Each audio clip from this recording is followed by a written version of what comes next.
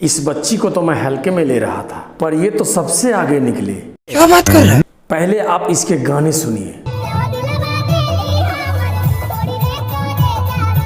इसके गाने एक से एक हिट जा रहे हैं। इसके हर एक गाने हिट जा रहे हैं। ये होता है स्टार, सुपरस्टार। आजकल एक गाने किसी के हिट हो जाए तो वो अपने आप को सुपरस्टार अमिताभ बच्चन समझने लगते हैं। ऐसे ही कोई सुपरस्टार नहीं बनता, दिन रात एक करके मेहनत करनी पड़ती है। हर रोज इस बच्ची का एक गाना जरूर आता है।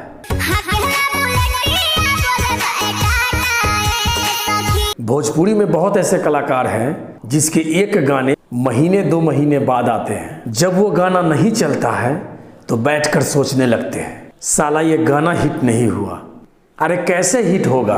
तुम जैसे लाखों लोग भोजपुरी इंडस्ट्री में झक मार रहे हैं। गाने महीनों में एक लाते हैं और सपने खेसारी लाल यादव जितने। खेसारी टुनटुन बनना इतना आसान नहीं, दिन रात मेहनत करनी होगी।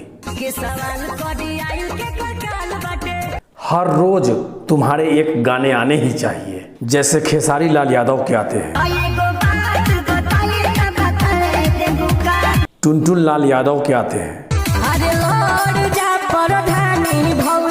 इन लोगों की तरह सोनम यादव जी का भी गाना हर रोज एक आता है। दिन रात एक करके मेहनत करो, साला सफलता झक मार के अपने पास आएगी। धन्यवाद।